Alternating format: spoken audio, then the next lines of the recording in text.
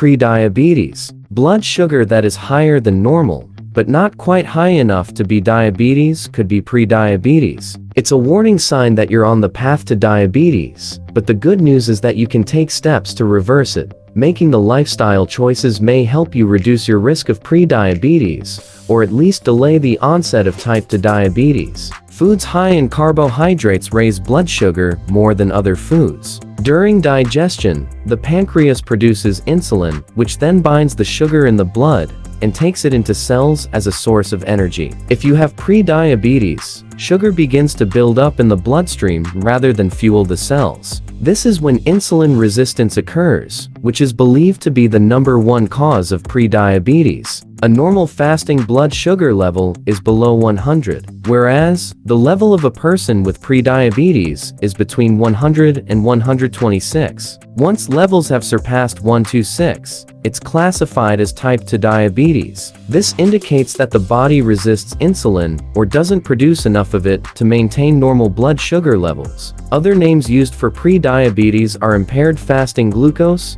glucose tolerance, impaired glucose tolerance, and borderline diabetes. Somewhere around 96 million American adults have prediabetes. That's more than 1 in 3 people. Prediabetes is considered a serious health condition. It can put you at risk of developing type 2 diabetes, heart disease, and stroke. Prediabetes symptoms. Prediabetes often shows up without any symptoms at all. In fact, more than 80% of people with prediabetes don't even know they have it. However, a small number of people may notice some symptoms such as fatigue, blurred vision, frequent urination, increased thirst, and increased hunger. Prediabetes causes. It can happen for different reasons. Some people start to develop insulin resistance, which is when cells in your muscles, fat, and liver don't respond well to insulin and therefore have a hard time using glucose from your blood. Insulin helps lower glucose levels in the blood. When the body doesn't respond well to that insulin, the pancreas produces even more insulin to compensate. You're more likely to get prediabetes if you are overweight or obese, having a high body mass index,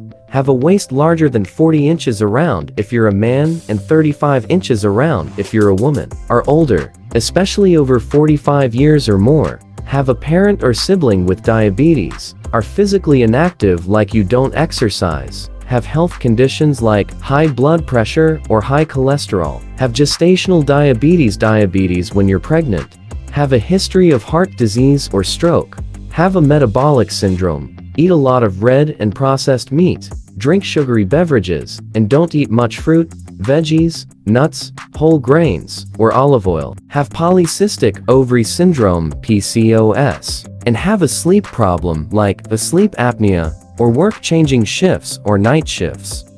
To determine if you have prediabetes, your healthcare provider will usually perform a simple blood test, like oral glucose tolerance test, HbA1c test, and fasting blood sugar test. If your results fall in a certain range, they'll diagnose prediabetes. Luckily, it's possible to prevent prediabetes. If you have prediabetes, you can follow these same prevention tips to delay type 2 diabetes from starting. Here's how to reduce your chances of prediabetes. Maintain a healthy weight and healthy food choices. A dietitian can help you find a diet that works with your lifestyle. Be physically active and exercise regularly.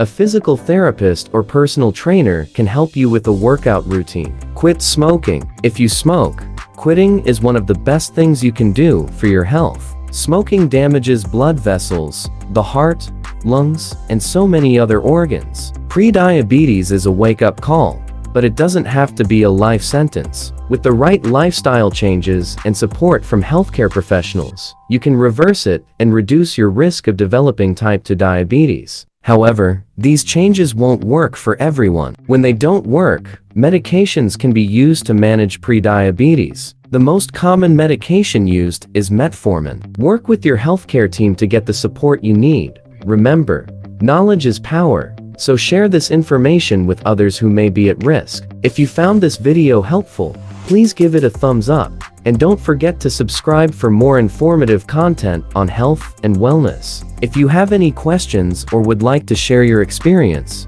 Please leave a comment below. Stay aware and stay healthy.